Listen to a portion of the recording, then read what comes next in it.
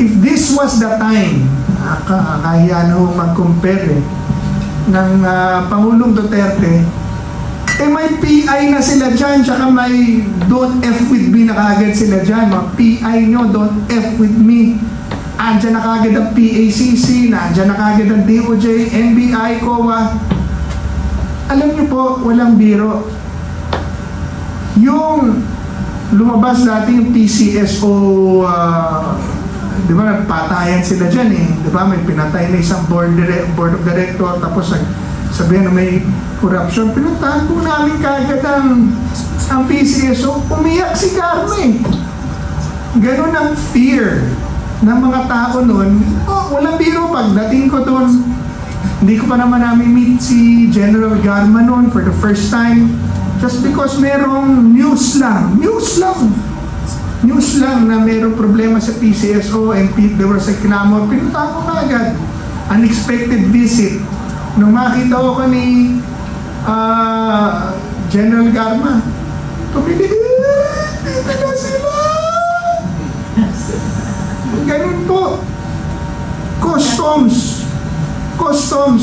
Pumunta po ako dyan. Magsiserve lang ako ng subpina pa lang. Kalahati ng opisina umuwi sa takot. Paglabas namin, sabi nila, Commissioner Guerrero, nantipaklong naman, Chairman. Paano ba naman kayo magtatrabaho nito? Bakit?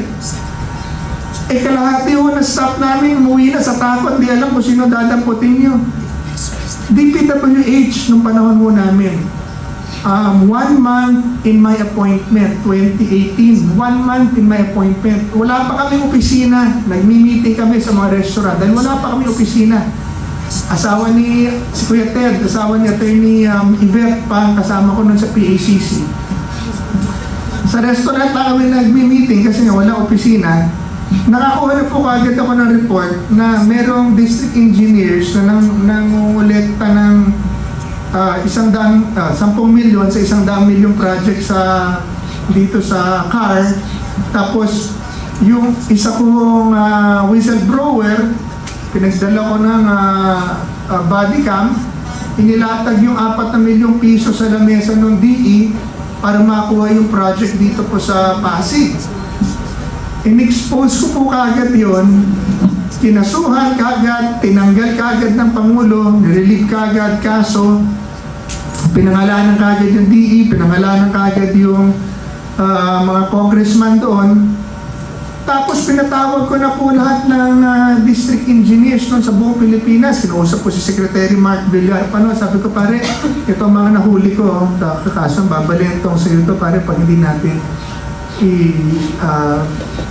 imbestigahan to. Hindi, sabi niya, pare, patawag mo lahat, pa-imbestiga tayo.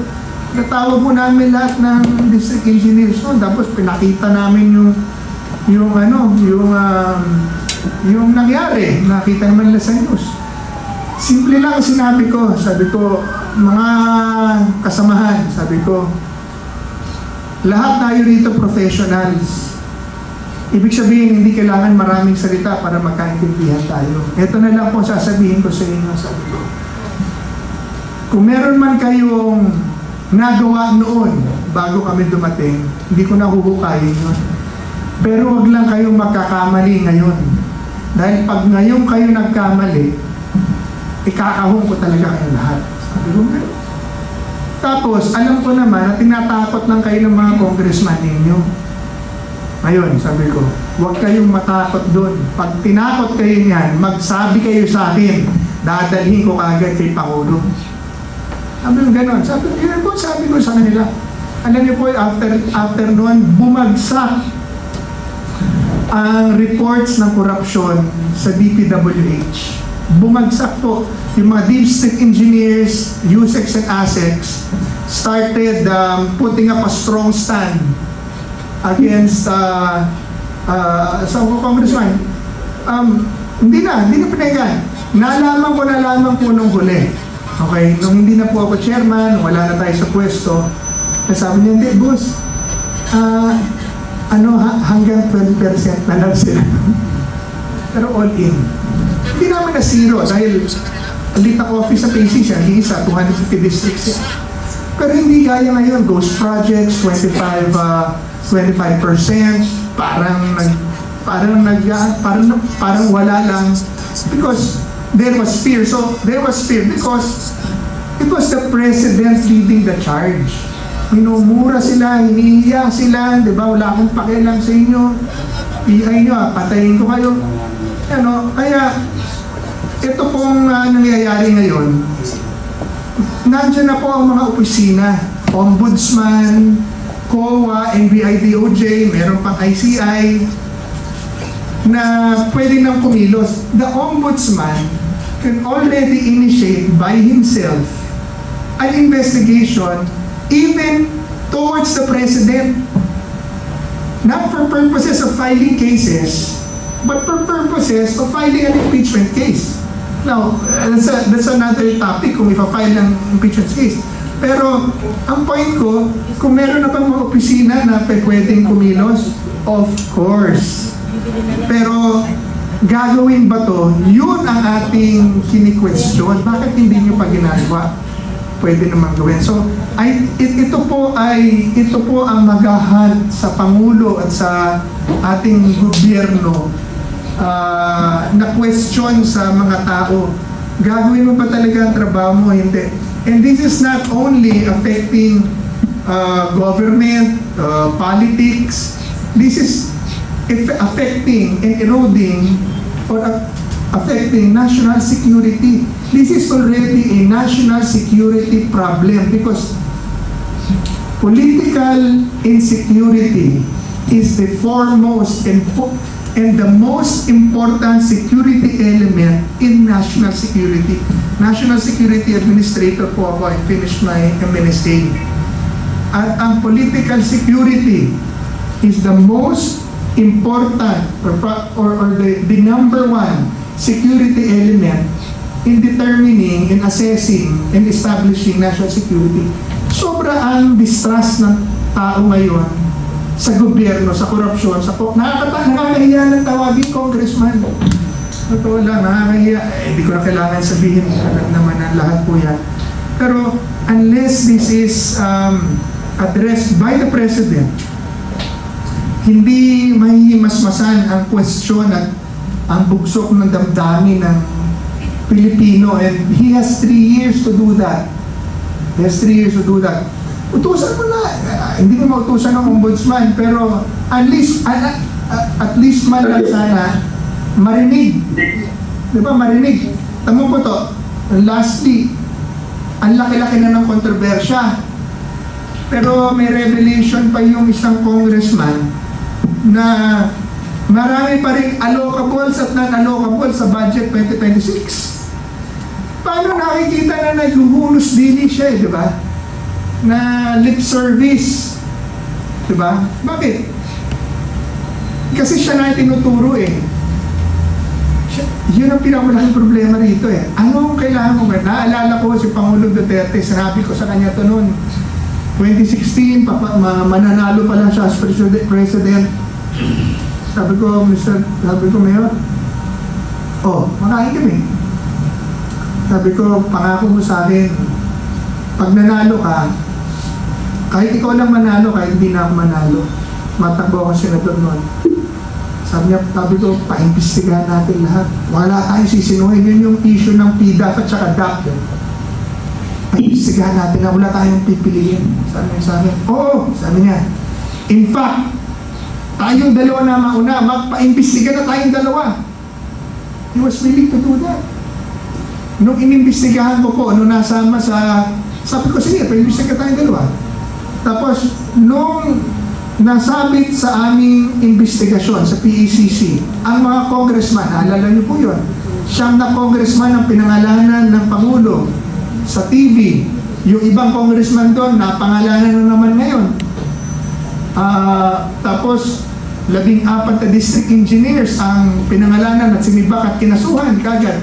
Lahat ng mga congressman na yun, isinampa namin ang kaso sa DOJ because wala kaming jurisdiction.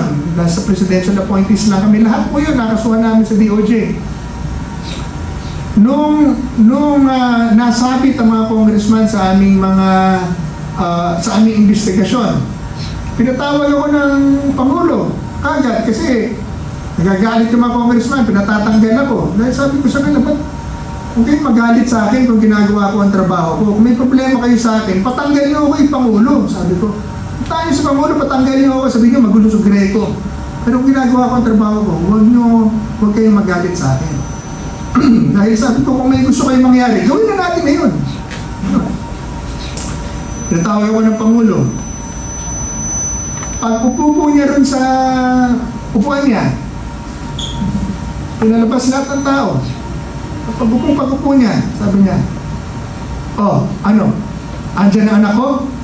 Yung kagalit na lang. Sabi ko, wala boss eh. Bakit? Wala nag-report eh. Sabi ko, wala nag-report. Sabi niya, PI na yan. Pag nandyan ang anak ko, magre-resign talaga ako. Yan ang resolution. Ganun siya kaseryoso. Sino pa nandyan? Sinabi pa na. Sabi, ikaw, sabi niya, sabihin mo lahat ng totoo at pag pinatawag ka nila, puntahan mo at dun mo pasabugin lahat ng alam mo, huwag kang magtatago. Pasabugin mo. Akong bahala sa'yo. At pag nakita mo, sabi mo, sapakin mo. Yung sabihin, pinapaliwanag ko po yung resolution ng ating Pangulo. Yung kalahati lang po, kalahati lang ang gawin ng Pangulong Marcos doon. Kalahati lang nun. Hindi man niya kailangan ganun kagalit eh. Pwede sabihin, I am asking the Ombudsman to probe my office right away. Doon yung para sa probe. Hindi ako makikialam. Sige, labas mo kung anong ano mo.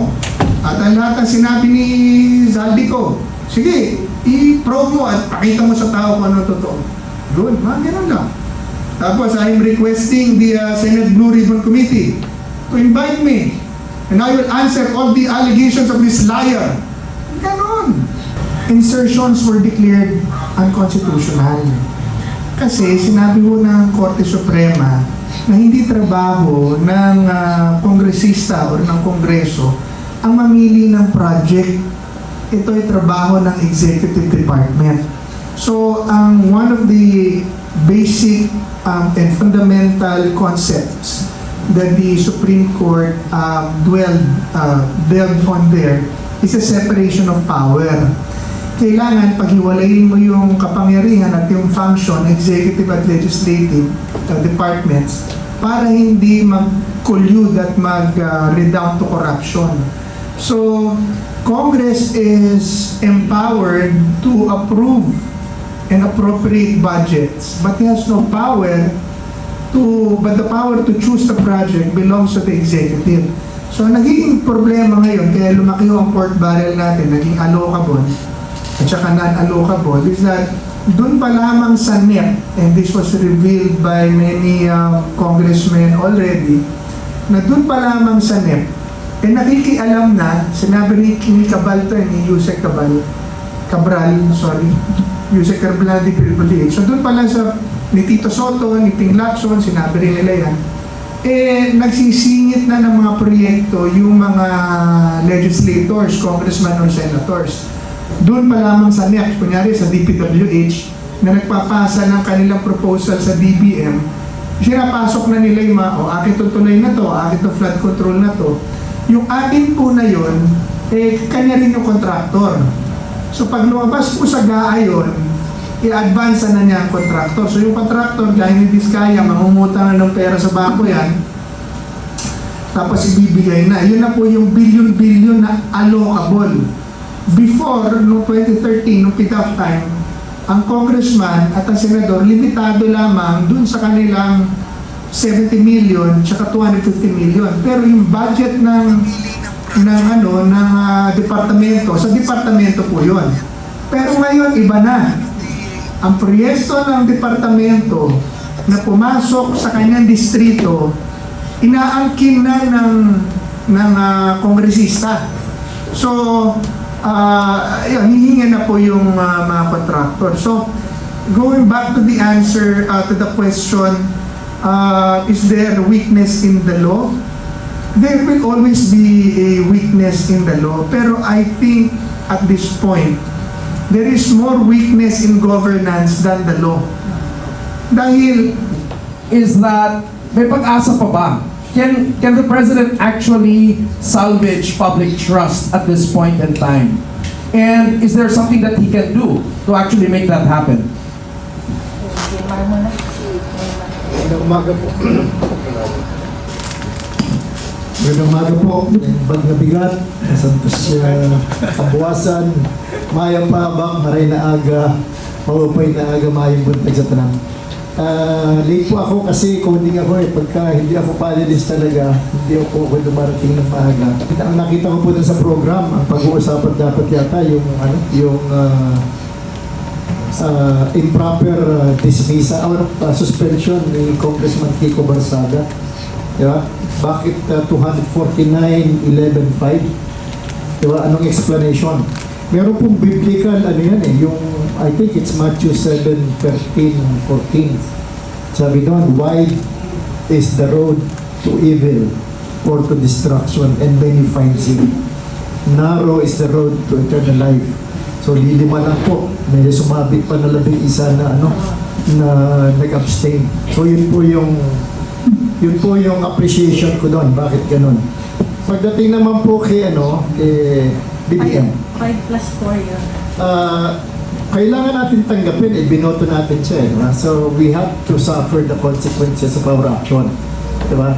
So, pagka sinabi natin na sayang, binoto pa naman kita, kasalanan mo din. Diba? As a matter of fact, nung pong nasa PDP kami noong 2021, ako po yung unang-unang nagsabi na baka pwede na tayong mag-BBM. Kasi kaya po in fact, tinawagan pa po ako ni Vice Chairman nun. O yan, nasunod na yung gusto mo ha. So, ngayon parang nagsisisi ako, but then I have to bear the blame. Ganun talaga yan eh. Meron din po merong Latin term, ang sabi is tua dies mirantur. Your days are numbered. Ngayon, pinag-uusapan na dito si Pastor Greco eh. Alam mo naman pagka Biblia, saludo ni Pastor Greco. Pagka po Providence ang pag-uusapan natin, palaging umaasa tayo si President Duterte, ang sabi niya, tadhana. Yeah? Tadhana, hindi niya pinlano. Although, kumisan, isipin mo, bakit siya gumawa ng mga listening tour kung hindi niya planong mag-presidente? But the rest is history. So, nakatadhana kung bakit siya naging presidente. So, nakatadhana din bakit naging presidente si BBM para matuto yung Pilipino. Yeah? So, let's accept it na kasalanan natin. Kumbaga, binibigyan tayo ngayon ng may kapal ng test kung paano natin ito haharapin. So, siguro, may kapal din tayo Marami pong, maraming troll yung administrasyon. Meron po akong nabasa kahapon ang sabi ng isang kongresista na leftist, yung talagang may leaning sa CPP-NPA. Hindi daw malilimutan ng sambayanang Pilipino yung 125 million na confidential fund ni VP Sara Duterte. So marami po tayong kasama na nag-react, nagagalit. Sa akin po, alam nyo, pikon talo dito di ba? Ang dapat na sagot natin doon, hindi talaga makakalimutan ng isang CPP-NPA na congresswoman yung 125 million dahil ginamit yun para siilin sila nung panahon na merong confidential fund si VP Sara. So hindi man po siya mangyayari ulit, pwede nating anuhin yung narrative na kaya sila galit doon sa 125 million kasi yun ay ginamit ni VP Sara para lipulin o pahintuin o at least minimize yung pagpasok ng mga teroristang CPP-NPA sa mga paaralan. Sipin niyo po yan. Ngayon ba pinag-uusapan yan? Pinag-uusapan ba yung 22 classroom against sa 2,400? Meron siyang confidential fund pero yung Pangulo natin ngayon sa kanyang administrasyon 22 classroom lang in 3 years. Samantalang nung time ni PRRD, isipin niyo po, nung time ni PRRD, nagkaroon tayo ng 2 taon mahigit na COVID-19. Hindi ka makakilos, di ba? Lalo na kaming mga senior citizen, ang lakas-lakas ng katawan ko, hindi ako pwedeng lumabas ng bahay. Di ba? Pero bakit order ni PRRD yun di ba? Sabi niya, isipin niyo po, yung nangyari sa Boracay. Di ba, nung panahon na mataas yung virus, ano ba yan? Yung dumi doon sa dagat ng Boracay, pinasara ni PRRD ilang buwan. Di ba? Maraming galit doon. Pero after that, ano yung nangyari? Yeah, so, meron pong kukumpir lang natin ano yung nangyari nung nakaraan. Medyo nangingiti tayo dahil naranasan natin yung time ni PRRD. Nalulungkot tayo dahil yung naranasan natin ngayon is kabaliktaran ng kay PRRD. Pero ano po doon is that umasa tayo, hindi pababayaan ng Diyos yung kanyang nilalang na mag-suffer ng habang panahon. So meron po yan. Ang ending po noon is yung Tua Dies Liberantur. Ang sabi po doon, it's a Latin term na ang sabi is your days are numbered. Meron din po yung sa Daniel, di ba? Sa Daniel 5, yung writing on the wall. Pag sinabing writing on the wall, yun yung mangyayari. Yeah? Yung pong writing on the wall, ang sabi po doon, many tekolupersin. Ang ibig sabihin, tinimbang ka, ngunit kulang. Wala sigurong makapagsasabi o makakapag-depend sa Malacanang. Kahit na si Auntie Claire, hindi niya pwedeng depensahan yung term na tinimbang ka ngunit kulang na nakapatuon sa administrasyon. Magandang umaga po. Okay. Kung may pag-asa pa. May pag-asa, di ba? Kristiyano tayo or Muslim, di ba? Ibig sabihin, lalo na po sa PDP, hindi ka pwedeng maging kasapi ng PDP pag hindi ka naniniwala sa may kapal. Hindi ka naniniwala sa Diyos. Diba? Yung pong provision na yon, yung tenet na yon ng PDP, ng theism, ang magbibigay sa atin ng pag-asa. Alam niyo po, hindi lahat ng bagay kailangan makita mo. Yung po halimbawa na lang yung merong diabetes tapos nagkaroon siya ng gangrene. Nagkaroon ng gangrene sa paa. Pag pinaputol niya yan, masakit yun. Pero pag pinutol yun, yun ang magiging dahilan para humaba yung buhay niya. Diba? So hindi po tayo mawawala ng pag-asa. Lalo na sa PDP. Kasi unang-una tenet natin is theism. Yung paniniwala sa isang Diyos. Alam nating bagsak na, di ba, yung public trust dun sa ating presidente particularly, and we know that very important itong leadership na hindi lang actively involved but very focused and also visibly displaying a sense of urgency on this matter. Kasi nakikita natin, instead of really addressing the problem head-on, ang nangyayari is that maraming, the president is busy somewhere else and all of that, actually building another scenario or another narrative. I don't know. Ako, kung nag-iisip ako, minsan sinasabi ko, is there not enough evidence to actually, na para ma-dismiss or para masabing hindi totoo yung mga allegations around him? Bakit doon siya busy actually sa mga...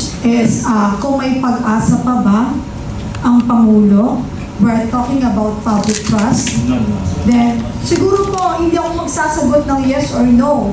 Pero ang tama pong dapat nating kilalanin at panindigan at yung question siguro na acceptable for me is, may pag-asa pa ba ang bayang Pilipinas? Hindi ko na po idudugtong. Kayo na po magdugtong. So definitely my answer is, alam na ninyo. Sige, sa katanungan na may pag-asa pa ba si BBM na ma-turn around itong 3.5 years na po ang kanyang na-spend. And imbis na pataas tayo, para tayong spaghetti pababa, ng pababa, walang pataas. And siguro, gusto ko lang sabihin din, kung may pag-asa pa ang bayang Pilipinas, may pag-asa si BBM, sasagutin ko din ito na this is all of us na concerned dapat dito. Unang-una, yung kanyang mga kabinete. Paano magkakaroon ng pag-asa kung mismo yung kabinete mo ay contrary ang kanilang ginagawa? Kagaya the other day, nagsabi si Secretary Ralph Recto, malulugi ang Pilipinas kapag ibinaba sa 10% yung VAT. hindi malulugi ang Pilipinas pag hindi ibinaba mo yung nag-post nga ako, sabi ko, ang malulugi ay ang mga magnanakaw. Kasi sila yung nagnanakaw ng kaban ng bayan na bayad natin sa ating mga buwis. So, yan no. And tingnan mo naman yung mga cabinet members ngayon. Ano ba ang ginagawa nila? You have a DTI secretary that's promoting poverty. Yung tipong, masatisfy na kayo sa 500 pesos na Noche Buena dahil kakasya yan. Ibig sabihin, kayong mga Pilipino ang mag-adjust sa incompetence ng government dahil hindi tumataas ang ekonomiya natin, bagsak ang manufacturing, bagsak ang ating peso against dollar. So ang Pilipino na ang mag-adjust because the government cannot deliver the kind of services that they need to deliver to the people. So if you have these kinds of cabinet members, anong mangyayari sa atin? Ito na rin, panawagan ko sa mga kongresista at mga senador. Why are you insisting on passing magkano yung budget natin ngayon? 17 trillion ba? 7 trillion, hindi. Oo, for the 2026. Oo, di ba? Parang 17 trillion yata? 17 trillion utang. 17 trillion utang. Yung budget natin is almost 7 trillion, di ba? Why are you insisting on passing a 7 trillion budget with so much projects that are questionable with unprogrammed funds na naka-insert pa rin dyan? Kayo mismo dapat mahiya sa sarili ninyo. Now, I would like to call also, kasi it's a whole of approach ng pamahalaan at ng taong bayan. I would like to call out also the local government units. Sino pong gobernador, sinong mayor ang nagsasalita ngayon against corruption? Lahat ba kayo, bingi, pipi, at bulag sa nangyayari? Kayo mismo na sa loob ng lipunan, nakikita nyo ang paghihirap ng inyong mga constituents first hand because you are right there in the locality. Nakikita nyo yung paghihirap ng taong bayan. But instead of calling out corruption, nag-issue pa ang LCP, League of Cities and League of Municipalities, ng support to the President, manifesto of support. At nasaan ba ang puso ng mga local government officials natin ngayon? Tanungin nyo ang inyong mga mayor, ano ang pananaw nyo sa ginagawa ng gobyerno na ito na sobra ang pagnanakaw? I do not hear. Sino ba ang matapang na gobernador at matapang na mayor ngayon na tawagin itong corruption na ito? So kayo mga taong bayan, you have to be vigilant. Tayong lahat dapat maging vigilant. Tayo, ang taong bayan, we have shown already, giving the President a satisfaction rating of 21%, is nakikita ng taong bayan ang katotohanan. Alam natin, kulang man tayo, hindi man natin kayang lumabas sa kalye, pero meron pa tayong magagawa. May pag-asa pa ba si BBM? Personally, I would say no. Dahil lagpas na ng kalahati ng kanyang termino, wala siyang nagawa. Hanggang ngayon, walang infrastrukturang nagagawa na malalaki. Ang ating health funds, wala na rin. Lahat na, pababa na tayo ng pababa. Spaghetti na lang ang ating Noche Buena. Sige po. Meron ako